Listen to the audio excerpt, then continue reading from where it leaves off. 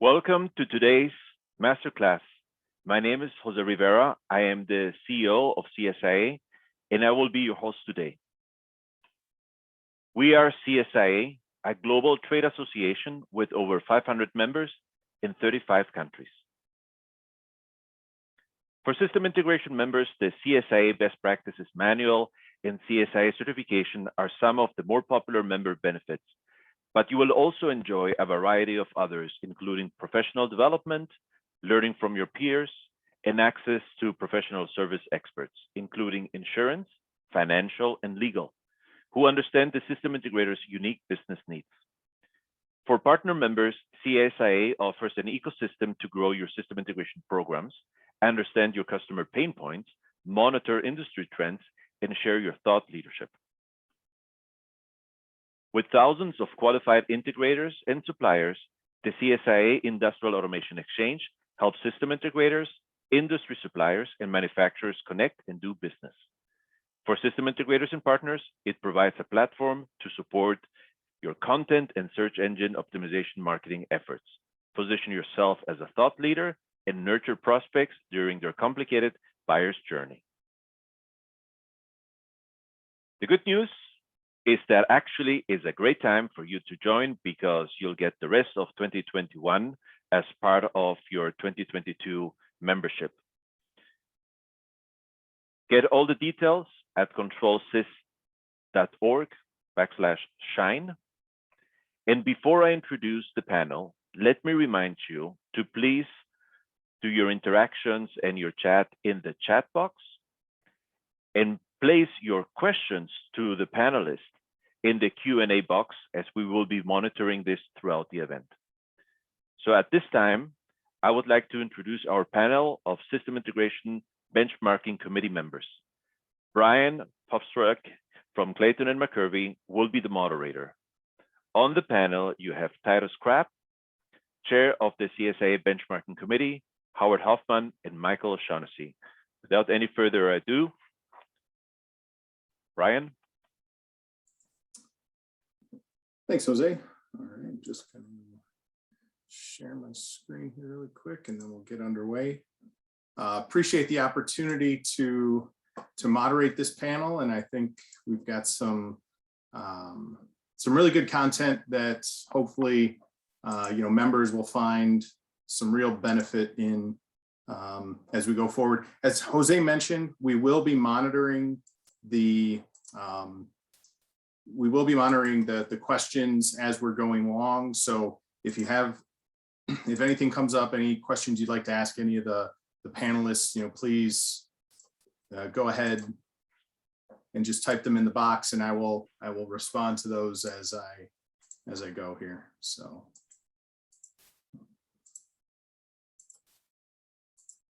There we go. I think I got it now. So.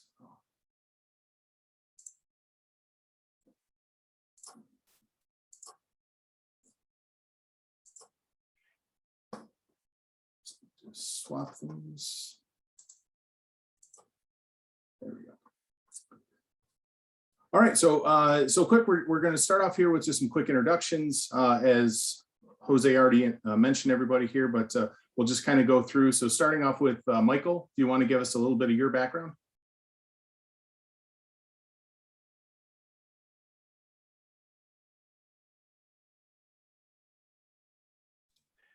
Michael, you're on mute. Rookie mistake. We are, I'm president of iLumen. We're the vendor that hosts the CSIA benchmarking, and we work with different associations and franchise operations to apply benchmarking to them. My background is in finance primarily. Thank you. Excellent. Thank you, Michael. Next, moving over to Howard Huffman. Yes, I'm Howard Huffman, and we are a integrator out of Lincoln, Nebraska. We've been in business about 35 years. Thanks, Howard. And finally, Titus Crabb, and Titus is going to introduce himself as well as talk about a few of the programs that the benchmarking committee works on throughout the year to add some value to members. So Titus. All right, thanks, Brian. I'm Titus Krebs. I am the president of Vertec. We're an integrator based in Arizona and offices around the country these days. And I am honored and privileged to be the chair of this committee, and appreciate this opportunity to talk with you guys a bit today about benchmarking and how you can use data to help guide your business decisions as your businesses change over time.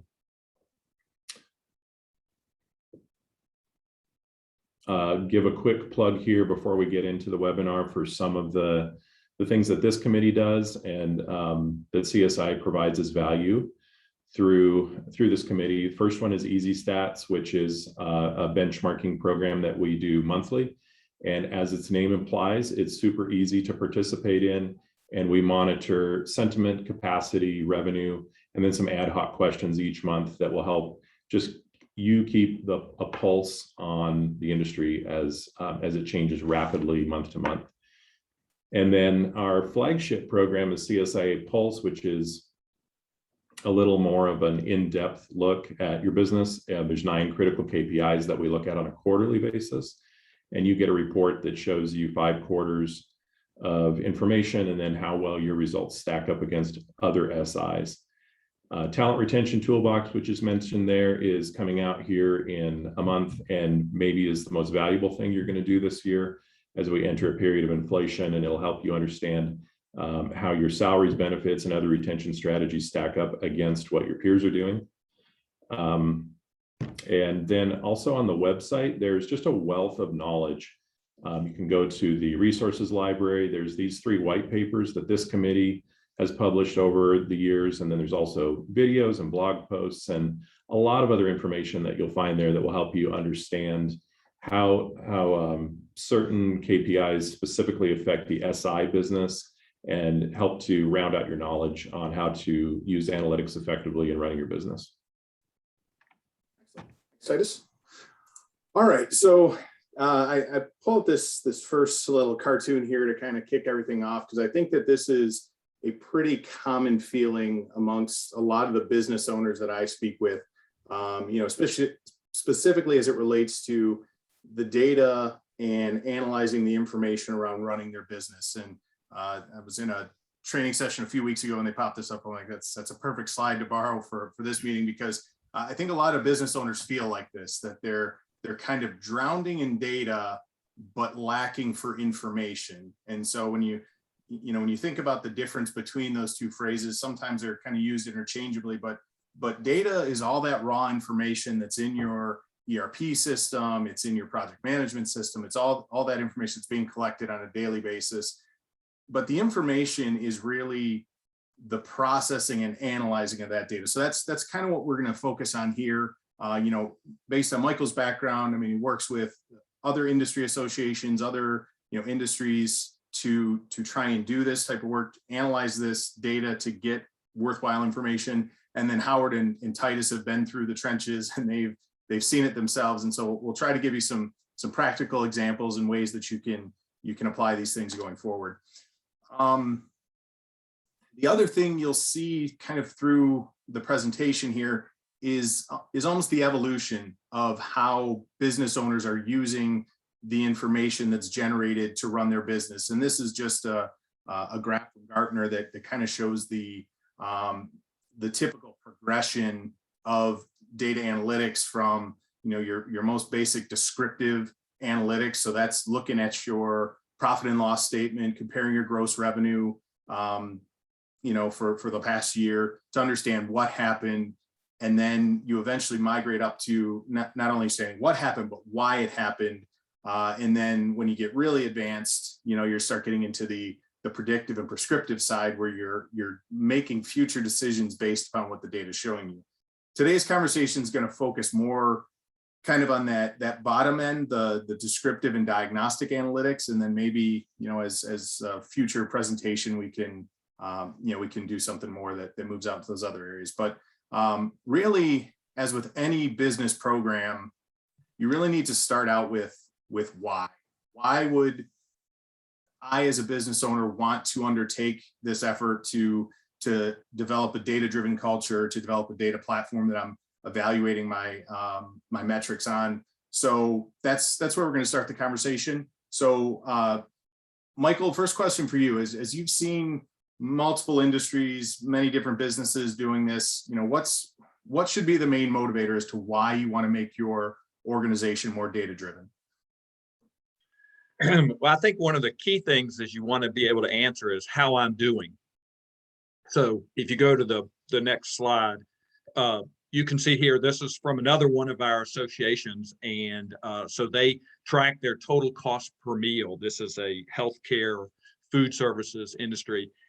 And you can see they're doing a good job. They've captured it, what their total cost has come down for the last couple of months. So they know how they're doing it. So the benchmarking aspect of it gives them the opportunity to have an external resource that allows them to compare their performance. So if you go to the next slide, you can see that while their trend is good, they're still at a position that's well outside of the bottom quartile for this industry. The green line shows the companies that are doing the best. The orange line is the median, and the red line is the lowest quartile. So this gives them the great opportunity to see how they're doing, and then how they're doing trending compared to everybody else. So to us, we think that's the primary question that you're always trying to answer is, how am I doing, and how am I doing compared to the way the market is moving? Yeah, no, and that's, you know, we see that a lot as well, that you know, customers or clients are so driven to, oh, we want to, you know, we're tracking these metrics, tracking these KPIs, and we're doing well, the numbers trending in the right direction, but then not knowing that there's maybe they're exceeding the, you know, their peers, and they don't really have to invest that much more, that they're doing well, or, you know, conversely, yeah, you're doing well for your business, but how does that compare to others? So no, that's great insights. So now to kind of turn it to you know, to Howard and Titus for kind of the different perspective, almost the consumer of the work that Michael does. You know, Titus, what are some of the whys that you guys started out with when you implemented some of your data analytics platforms?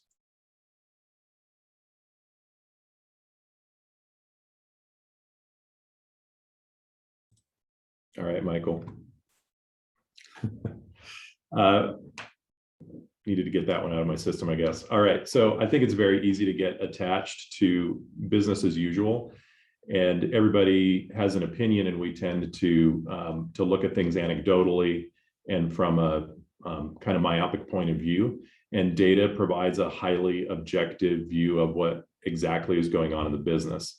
So especially for us as we've grown and we've added more management staff, and everybody's got a different perspective, data gives us a common scorecard and a common picture on what really is going on.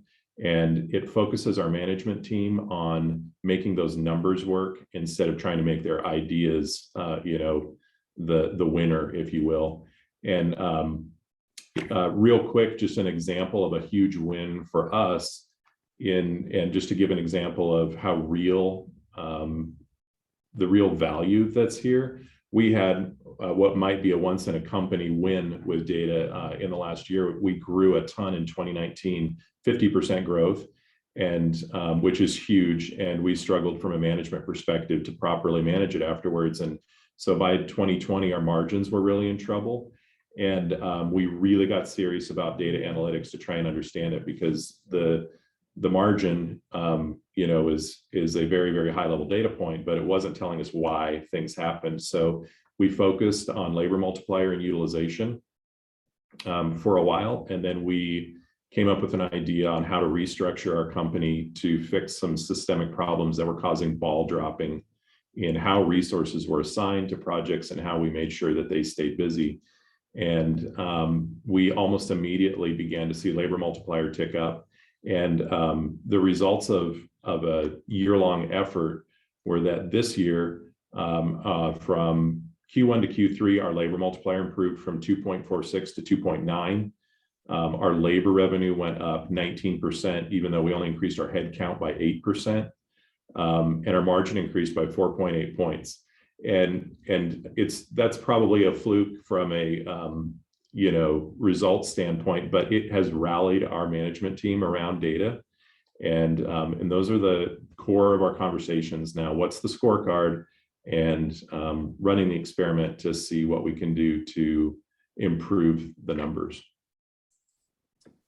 Yeah, no, that's great. I mean, anybody who's looked at all in any kind of like the behavioral economics, all that, understands just how poor of decision makers people are just based on gut, even though we all tend to trust our gut more than anything else. So yeah, seeing those wins, and we'll talk in a little bit about, some of the pitfalls and ways that you can use this to manage your business, but that's a big part of it. I mean, getting some of those early wins and being able to see that. Howard, how about from your side? Anything you'd add to what Titus had?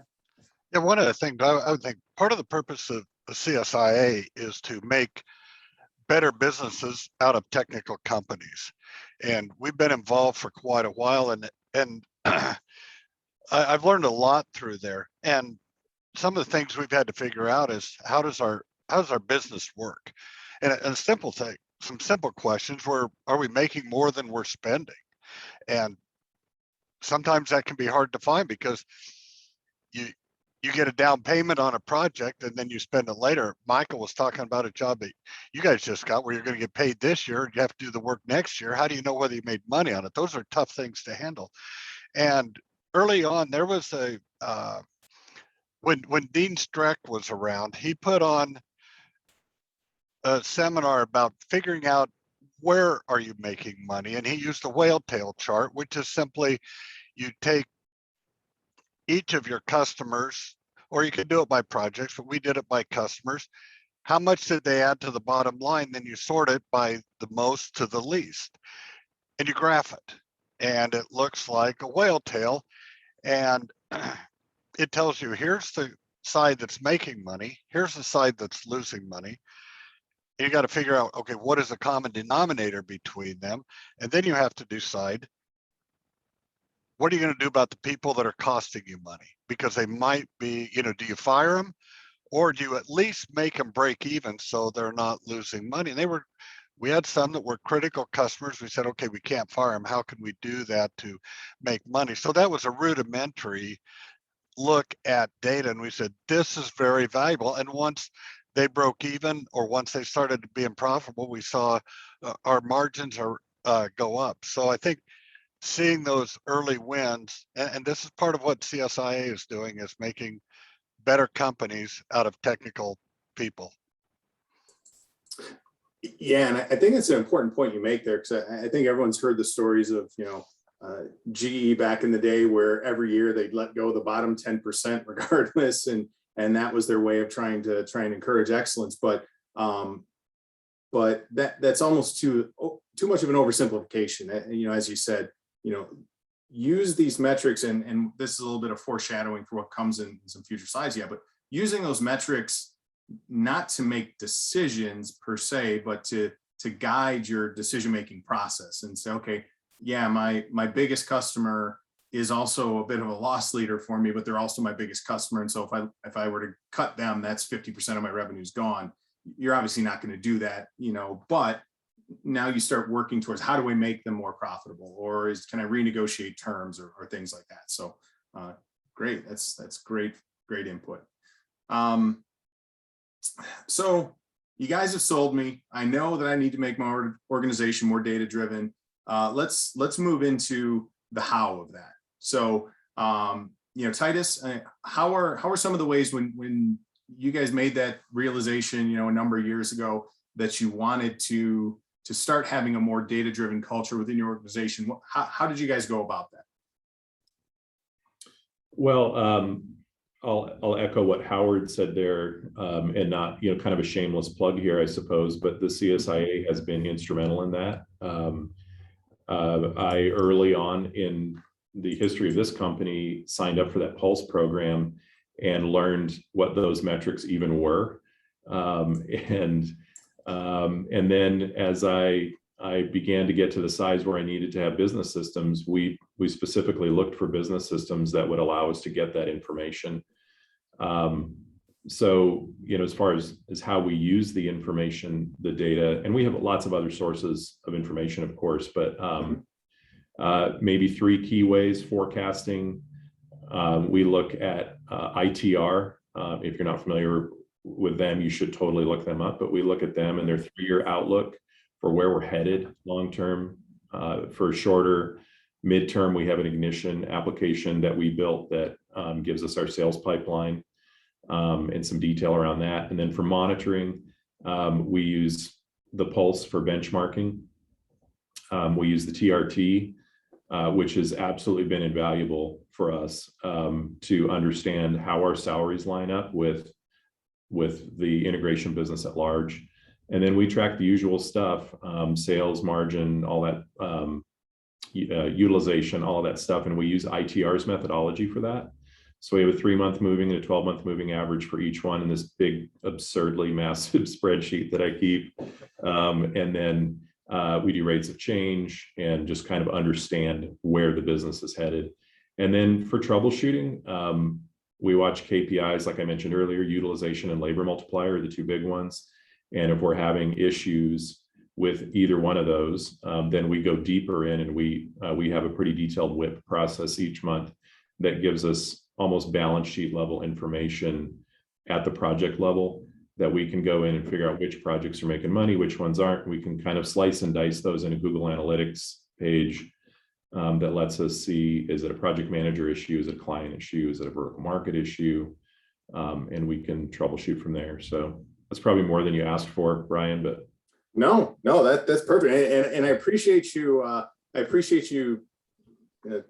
Giving me a little shout out there and bringing up balance sheet for the accountant and getting that, because that's one area that I often find in talking with business owners that gets overlooked, right? They're so focused on the profitability of the job and how that aspect goes, and not thinking over to the other side of it that, in the example Michael brought up about getting the payment now for work he's going to do next year. Well, how is that going to go from a cash flow perspective? I mean, that money is spent and now I have to go ahead and pay the people that are doing the work. And so you really do need to focus on both aspects of that, of how it's impacting the balance sheet as well as the P&L. So Howard, same question to you. How are you using this within your business? Pretty much the same as what Titus is doing, probably not to the same depth. We're smaller, but planning and forecasting, and we follow ITR as well quite a bit to say, is it a reasonable risk to hire people, or is it, do we want to hire people depending on what they're saying? Because they're going to give you a general overview of what's happening to the economy, and then you have to peel the layers down a little bit and say, okay, how does that affect us in our geographical area and in the place that we're working? So we use the data for direction and speed, I think, of the company. What areas do we need to focus on? How fast do we, if we have to move, how fast do we need to move? But the other things, the planning and forecasting, monitoring the performance. Fortunately, we can take a look at our projects very quickly and see how they're doing on labor. We also have a panel shop, so we can look at the equipment that we have purchased for a project.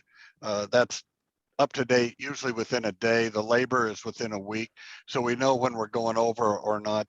And then if you have problems, you use the data to try to fix it before it becomes a disaster. Mm-hmm. Yep. And just out of curiosity, I guess, kind of on a response question to you and Titus, when you say that you're using this for monitoring, like what kind of time frame are we looking at? Do you guys look at that weekly? I'm sure some of these are more frequent than others, but what kind of time frames are you looking at your metrics on? We look at them at least weekly, some of the critical metrics, and some of the others, your revenue and stuff, that's usually going to be on a monthly basis, because that's, it doesn't change every week. So now cash is an important thing to monitor, and you monitor that much more frequently than monthly. Yeah, totally agree. Similar for you, Titus. The most, the only thing I add is utilization is something that we look at weekly for resource managers to see how we're doing against what we planned the week before. And yeah, I compulsively look at cash every day. But otherwise, yeah, same frequencies as Howard there. Okay. Yeah, and that's, that's another area that, I mean, we don't really get into in the presentation, but when you think about that, in order for that information to be valuable to you and Howard, it not only needs to be timely, but it needs to be accurate, right? And so now you get into a whole systems conversation of, how your accounting system, your project management system, and all those things are set up so that that information is easily pulled out from the silos that it's into whatever dashboard or platform you're looking at. So, Michael, I guess from your perspective, seeing more than just, integrators, is what Howard and Titus talked about there. I mean, I'm assuming a lot of that's pretty common, but are you seeing other industries or other groups looking at the data differently? No, it's similar. Some of them are simpler with not the so many moving parts as you've got with like the panel shop and various forms of business. But the main thing is to just have a discipline on capturing the data in a consistent fashion and use. We just did a survey in EasySats that talked about all the different systems that are available to track things. So we would say, pick one, go with it, and start. And the other thing I would say is both Titus and and Howard mentioned the directional change, or the change in items are much more important than a number of a utilization of X%. You want to be, okay, what's the trend in that utilization so that you can react to the changes that are going on with your business. That's great. Excellent. So I guess to shift gears then, I mean, a little away from the how, and I think sometimes people learn better from things that went wrong than things that went right. Let's kind of move to the lessons learned from a hot stove. What are some of the things not to do as you're trying to work into this being a more data-driven culture? So Howard, I'll let you go first. As you've implemented these processes within your organization, what are some of the things that you learn to be cautious of and watch out for as you're making these decisions?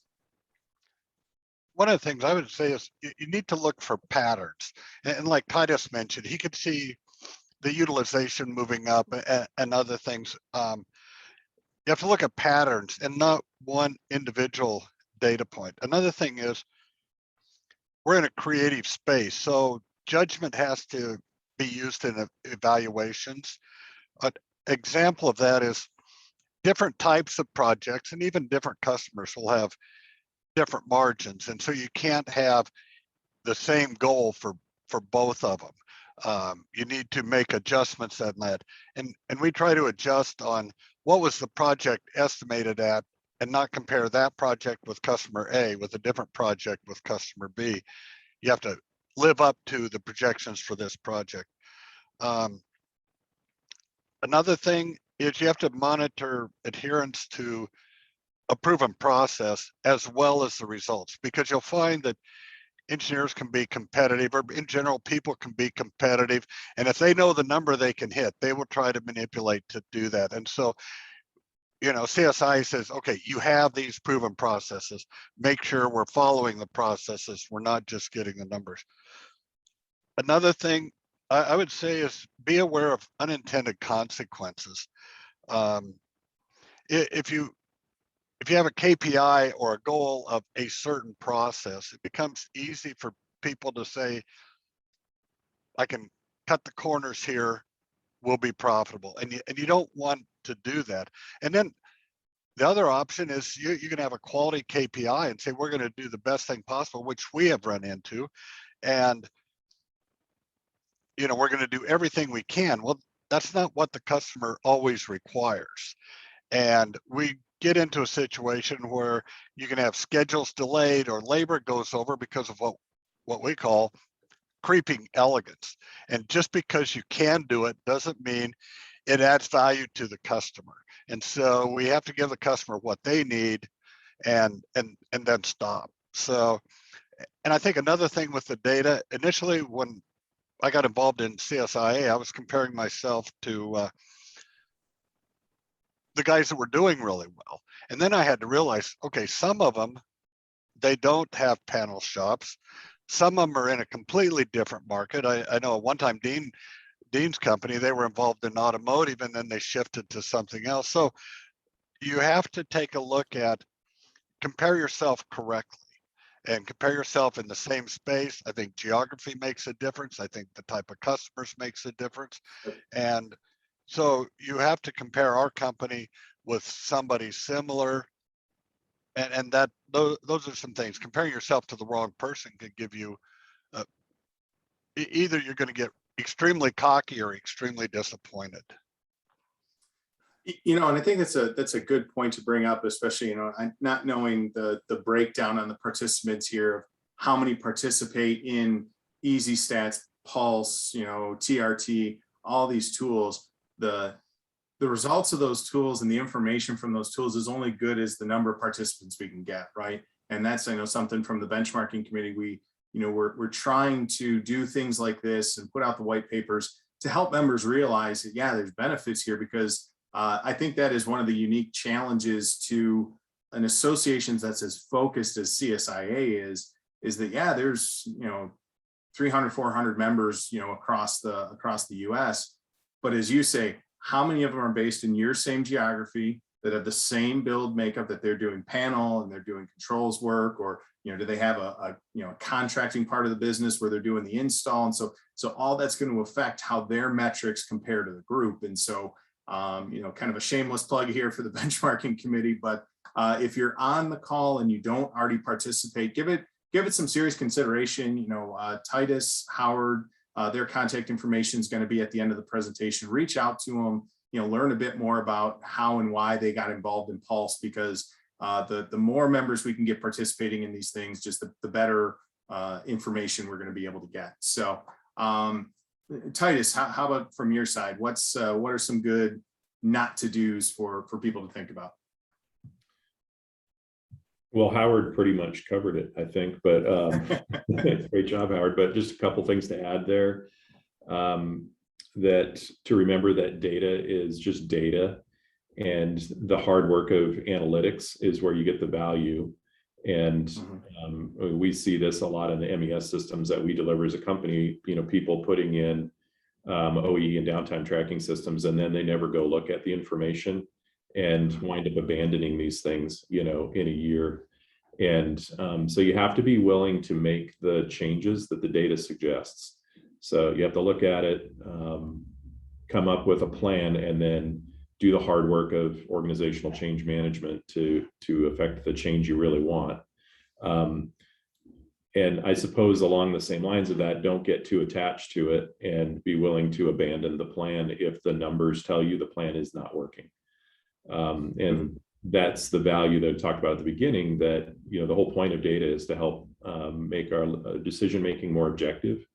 And so if you refuse to be objective, even when you're looking at the numbers, then, you know, it's kind of like looking in a mirror in the morning and not doing anything about what you see before you walk out in public. So second thing is some kind of a more specific example of something Howard mentioned, but be very careful about incentivizing people based on KPIs.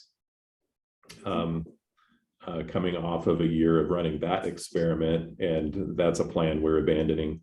And people manipulate numbers. It's human nature, and it's, you know, like as a leader, it's our fault if you do that, because you're asking people, you're defining success for them extremely narrowly, and forgetting that success of the whole team is what's important.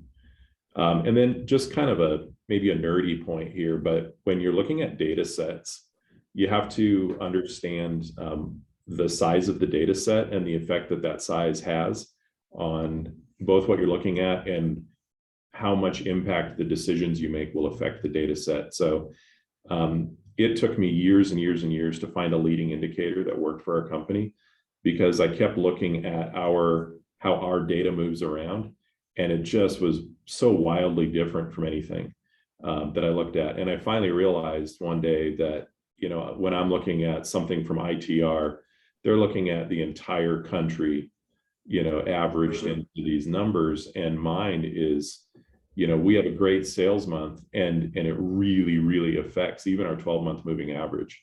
So you have to take that into account and just understand it. It's still very, very useful information, but then on the back side of it, understand that when you make a change, the smaller you are, the greater the impact to your numbers. So, if you're a 10-person company and you add one engineer, you just increased your revenue capacity by 10%, and also your capacity to lose money by 10% if you can't keep that guy busy. So, on those kinds of things affect the decision making that you make based on the numbers.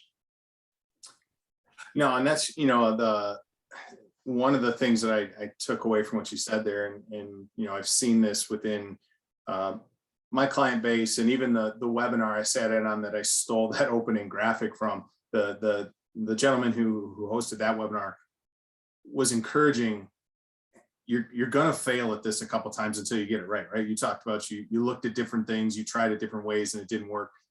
Get comfortable with failing fast and try it, see what didn't work, adjust it, continue, and eventually you'll get to the point where you're at with your metrics. But it's being comfortable with failing fast. And another thing that, and Michael and I think are kind of in a similar position, that we get the opportunity to speak with a broad range of individuals, and I have there's this feeling that people are hoping there's this golden data set out there that's going to tell them everything they need to know about their business. When in reality, what we often find is exactly what you mentioned, Titus, that if you're looking at ITR's data, that's really high level. It's not going to map directly to what your business is doing. However, it's going to give you the trends, right? And so the more macro the data, look to the trends, use that to educate yourself. And then if you can actually, narrow it down, I mean, Michael, you could probably speak to this, working with restaurant franchises. I mean, there's lots of different franchisees within a given geographical area. So there's probably some consistency across that geographical region, even if you're going across different restaurant chains. But then as you pull that out to the whole US, there's probably a little bit less consistency across the board. So Michael, your thoughts, what are some things that people should be cautious not to do as they start implementing these data systems? Well, I would say don't get stuck in analysis paralysis, where you're trying to absorb all of these metrics at once. Get the ones that you understand and you're comfortable with and really understand them. And one of the things that we encourage people to do is to start, you had a great graph that showed the predictive, that you're trying to get to predictive. So as okay, I had a great sales month, how's this going to impact my key performance indicators? Try to predict in your own head, okay, I expect this to shrink or this to go up, so that you're starting to verify the push and the pull of the metrics. And you're able to go, okay, well, I'll expect that to do this to my utilization, but it should come back when we get this project going, that type of thing. So don't get caught in overanalyzing. Start small, pick metrics that you really understand, and you understand all the inputs are going on and you have faith in the inputs, and then build from that.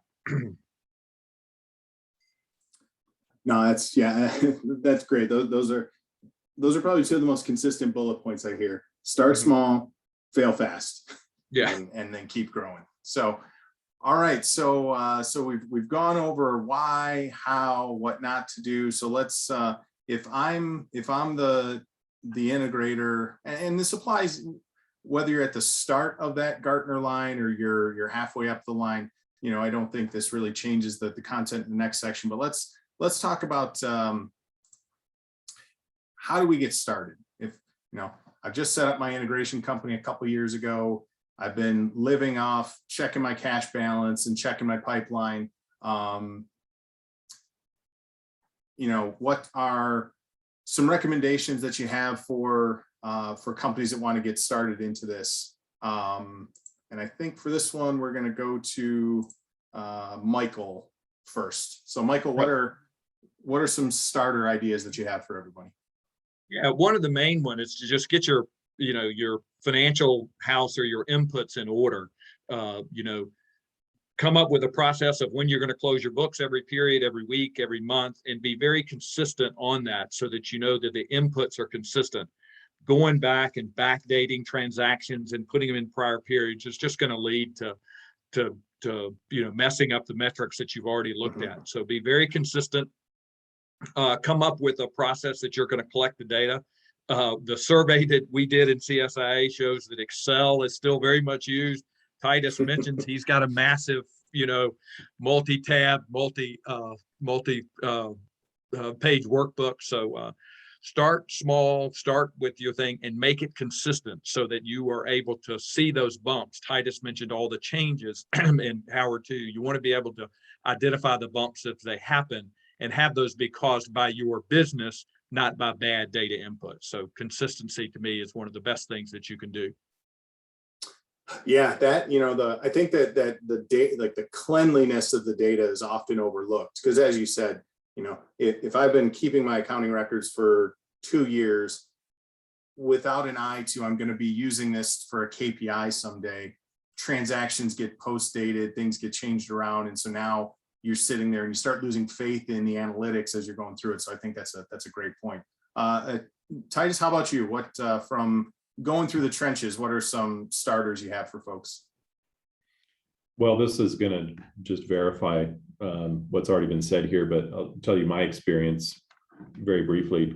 First was getting educated. I'm a double E and was a controls engineer for 15 years before I started this company, and I didn't know how to read an income statement or a balance sheet when I first started. So I hired a consultant to come in and just give me a crash course on that. And those are kind of the ultimate KPIs, right? You gotta understand how those things work and how they interact. And then the second thing I did, like I mentioned earlier, I signed up for Pulse, which was sort of a lucky hit, I guess, at the beginning, but those are some really valuable KPIs, and they have, early on understanding how they work and then just watching how they change over time has been invaluable for the business. And then, we recently, I ran across a book called Joy Inc., which I recommend to everybody. And one of the things that the guy who wrote that book talks about is running the experiment, which I like as a term for what you guys are talking about, fail fast here. So, when you're looking at the data and it's not going right, run an experiment, take a shot, and defining it as an experiment keeps you from overcommitting. Defining it as an experiment also reduces some of that fear of, picking the wrong thing and winding up doing damage to your business. So that's what we do. We run the experiment, you throw away the bad changes, you keep the good ones, and you agile your company to success. Yeah, I will echo that. If you haven't heard of Rick Sheridan or read either of his, but I think Joy Inc. and Chief Joy Officer are both two very, very good books to read for business owners. Howard, on your side, anything else you'd like to add on top of what Titus had? Titus, I think that was good stuff. And I want to get back to focus on making your company better. I mean, I'm not going to be like Titus, even though I am a double E as well, but our company is not going to be the same. And so I don't want to be like them. I want to learn from them, but make our company better. Back with the Pulse, the more information and the longer you've put it in, the KPIs and stuff stays the same. And so you can look at it and say, we are getting better, or here's where we tried this. Having a history and consistent data, as I think is important. And I think that the KPIs will change as the company grows and as the company changes, and you need to understand that you're not married to a certain number or a certain KPI. The last thing, I think that sometimes you got to face the brutal facts. You look at the data and you say, we're really not doing well here. And we have to, it kind of forces you to fix some of the issues. Now, another thing, it reveals weaknesses. You need to fix those weaknesses. Another thing is sometimes you have to face the brutal fact that this experiment turned out didn't give us good information. Let's try a different one.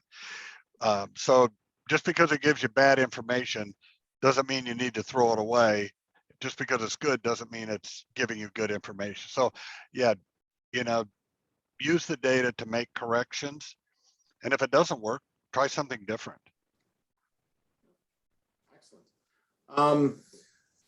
So let's now, you guys agreed to kind of lift up the hood and give everybody a little glimpse into a bit of how you're running your business. So Howard, kind of starting with you, let's take a look at a couple of the metrics that you're using regularly to manage your business. Oh, Howard, you're on mute. Yeah, doggone it, I didn't want to have. We got everybody. Do that. Okay. Yeah, this is an example that our leadership team looks at frequently, and I'll start. The critical numbers on the right, but I'll start from the left. You have to have a certain number of proposals. We know we don't get every one of them. All of our proposals, we have a certain hit rate. So you say, okay, in order to bring in a certain amount of work, let's say you have a 50% hit rate, we have to do twice as many proposals, and you keep track of that, because a difficult thing is when you're busy, you go, man, we're busy. How are we going to do sales? Well, then that problem will solve itself, because you'll not become busy, and then you'll have to go out and do sales again. So you need to keep track of the proposals that we have, and then how much did we get, and are we bringing in enough work? We might have to do more sales effort or step up in certain areas. So then we look at the bookings. What did we bring in? And then the bottom line is the billing. What did we bill every month? And that has to be, that's got to cover our expenses. So knowing what your expenses are, then you say, here's what we have to bill. So we've looked at that for probably 20 some years to try to follow this. Now we have some additional ones that we're monitoring now, but I think these are critical to people starting out. Do we have the workload? Are we doing the sales that we need to? And are we billing what we need to? And the one that's not on there is cash. You have to monitor and maintain the proper amount of cash. And as companies grow, I mean, Titus, when you grew by 50%, you were burning through cash. You were going, hey, cool, we're growing. And your accountant was going, you're running out of cash. And then the other thing we've seen is when projects start to slow down, the cash starts to pile up. And then the accountant's going, hey, good, we've got a lot of cash. And we're going, no, we're running out of work. So those tend to be indicators, but you do need to monitor cash, because we could have all the bookings in the world, not be able to pay the bills, and we're in trouble. Yeah, it's interesting you mentioned that, because I think it was 2020 and into this year was kind of weird in that I think everybody, when the pandemic hit, switched into that recession cash management mode and was really hyper vigilant on cash. And then all the free government money started coming in, and people were like, well, we don't have to pay as much attention to cash now. And now that the ERC was terminated early, I know some clients were like, holy cow, like we gotta go back into kind of the bunker and focus on cash again. So yeah, so that's a great one. One thing that has been mentioned is the analysis that ITR does, and we, you can look at these on a monthly basis, but they're going to go up and down all the time. So using the moving averages and looking how they're changing, following some of the patterns that ITR does, gives you better insight into the trends versus the monthly or quarterly data points. Which I think is a good segue into to Titus's next slide. But yeah, that's for companies who aren't doing that, rather than focusing on just the monthly, looking at like the rolling 12 months is a good way to kind of average things out. That we all know we have those seasonal dips, and things pick up when the customers' plants are shut down. So we're in doing work, but then it dips down after that. So that gives you a good idea of, hey, are we trending in the right direction? Are we at least maintaining, or are things starting to dip down? So Titus, I'll turn it over to you to talk about kind of your holy grail here. Yeah, so this is the orange line here is U.S. capital goods new orders. non-defense, excluding aircraft, because we don't do any defense and we do very little aerospace. And that's a 12-month moving average of that number as reported by the Fed.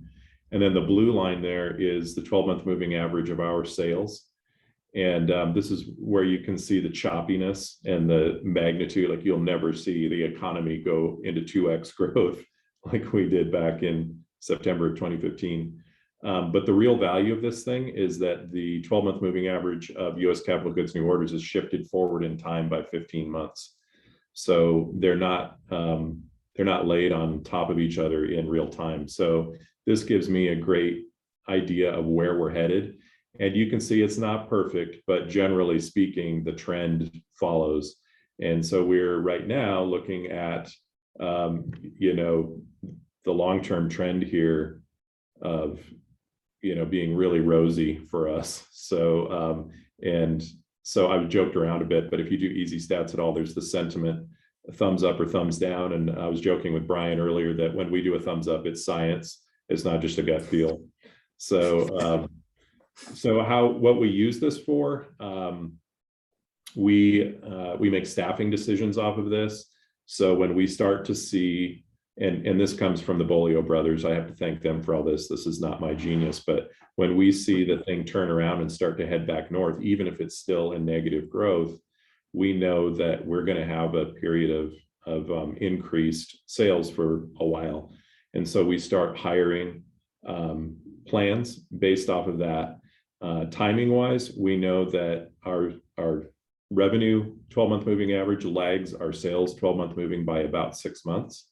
And we know that it takes about 2 months to hire.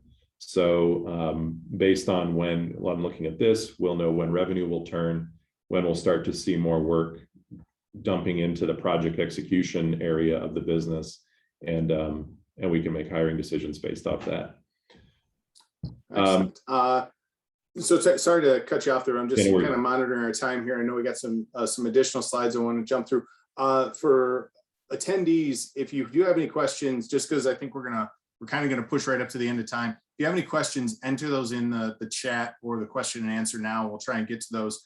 But quickly, I'm gonna jump ahead a slide or so. So Michael, can you give us just some quick input on how businesses can use like the easy stats or the pulse information to try and manage their business, and maybe a quick here on easy stats, but maybe we'll jump to pulse next to give since that one I think has a little more meat to it.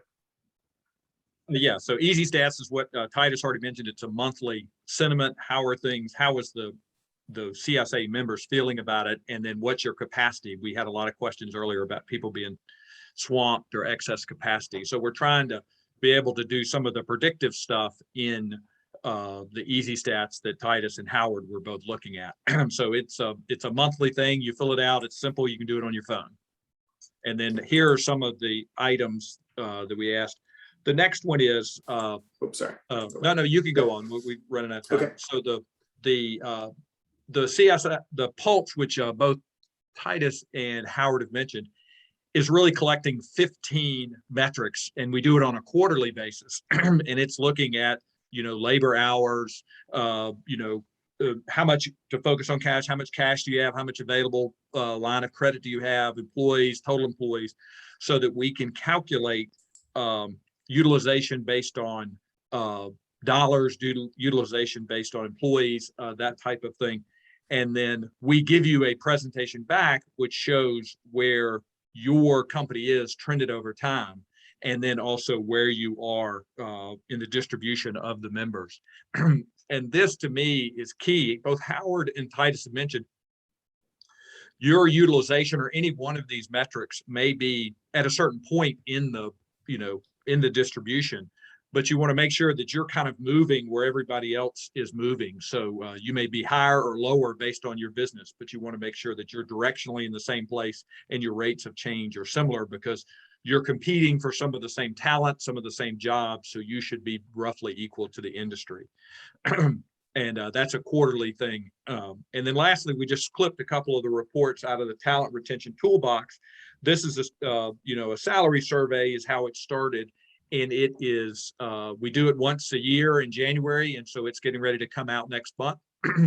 And in addition to metrics about turnover rate and new hires and those type of things, we also go through each one of the job positions and show, as defined by CSIA for engineering 1 and CFO and those, and mark what the increase is and the salaries are for each one of those groups. So that's the purpose of that. And then we have all kinds of information about benefits and how you get employees. So it is, how do you get and retain talent is the purpose of that survey. So it's a big survey. We also, the nice thing is all of our surveys have the results for the prior period in them. So when you go in, if you do it for 2020 and you go to do it for 2021, you've got the previous year's results in there. So it's very easy to go, okay, you know, the guy, you get some of your own feedback. You say, God, that salary's increased, you know, 15% since what we inched last year. That's a, you know, sometimes you need that kind of wake up call when you see it. Yeah, you know, and with the, oh, sorry, Michael, go ahead. Go ahead. No. Oh, yeah, no, I was just going to say, you know, in the conversations I have with members and even other integrators and industrial automation companies outside of CSIA, data analytics and getting that implemented within their organization was kind of the #1 priority. Over the last year, it's been supplanted by this recruit, retain, engage. So the talent retention toolbox is a very good resource for everybody. So, you know, real quick, you know, maybe a 30 seconds from everybody, you know, starting with Michael, you know, what are your final thoughts as it relates to building the data-driven organization? Start small, be consistent, and be willing to, you know, look at the numbers and find out what's driving. Help you understand your business. I would spend time looking at it, looking at your own business, and then check in, do a benchmark every once in a while, but don't get paralyzed by the benchmark. Focus on your business first. All right, now I'll turn it over now to Howard Hoffman and we neglected to mention this without this, of Control Engineering System Integrator of the Year, Hoffman Engineering, for his final thoughts. Thanks, Brian. The final thoughts would always be growing and learning and understanding your company and the environment that you work in. I think Titus brought up about having an outside coach, and we have done that. Having a different viewpoint can be very beneficial. And the first coach that we had was Don Roberts. Every 3 years, he'd come in and do the certification, and he takes a look at your company, and you get a rating. You say, are we doing better than we did last time? And that has helped significantly. Excellent. And finally, our esteemed chairman, Titus, what are your final thoughts to wrap this up? Yeah, so there's a couple things. One, remember that data is just data, and it's the analytics that matter. I'll second the encouragement to get outside help. That's been all the difference for our company. There's some companies that are very closely associated with CSIA, like Exotech, where Don Roberts works or owns, ITR, Clayton McCurby, Brian, where you are, and others that can help you make wise decisions and avoid failed experiments. And then the last thing is remember that we're people organizations, and don't let data make you do things that cut off your nose to spite your face. And we're services companies, so if you don't have any people left to do the service, then you can guarantee your top line will go down. All right, and so one question came in here. We'll try and address it really quick, but Michael, it's kind of directed towards you. So on the easy stats, the question came in from Wendy Hoffman about sometimes there's no middle ground on these, right? It's either up or down, and she mentioned the comment of, there's either the options are we have excess capacity or we have zero capacity, but it's not, right in the middle. What are your suggestions as far as responding to the easy stats questions when, maybe you don't exactly fit in either one of the options? Yeah. With those questions on the sentiment up and down and also the capacity, we wanted it to be a binary decision and we want to see the change. So if last month you had kind of more capacity, this month you have a little bit more capacity than you did last month, then we would like you to flip that we could take on more work, but we want to force you in how you're answering it to be one or the other. That way the change gets, I'm forcing you to be a little more, to push the issue a little bit more and force that decision. So that was believe it or not, a conscious decision by the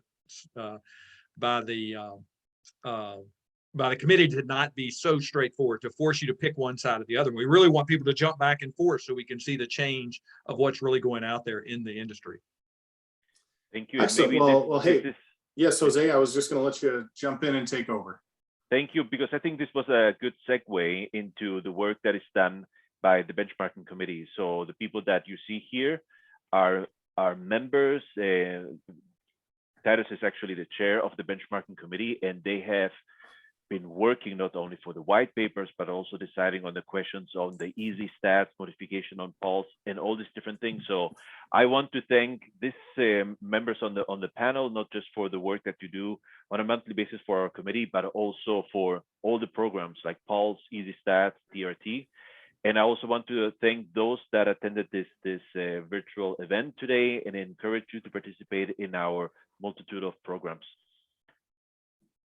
You will be viewing this event later on if you want to. It's going to be recorded, and this is the last event that we have for 2021. It's going to be next week on a similar topic on financial management. It's going to be by Exotech, and what you can see here is that I'm already promoting our conference for next year. We are actually about to release our website. We're doing the final touches to allow early registrations. We will continue to develop the website with more content, but we look forward to it. Remember, for 2 years, we couldn't have our in-person conference. We can't wait. So the theme is the future of work, and we will have 3 separate tracks that will address the who, the where, and the what related to the future of work. So with all of this, I want to thank everybody. I want to thank this committee, and wish you a great rest of the week. Thank you. Jose. Thank you, everyone.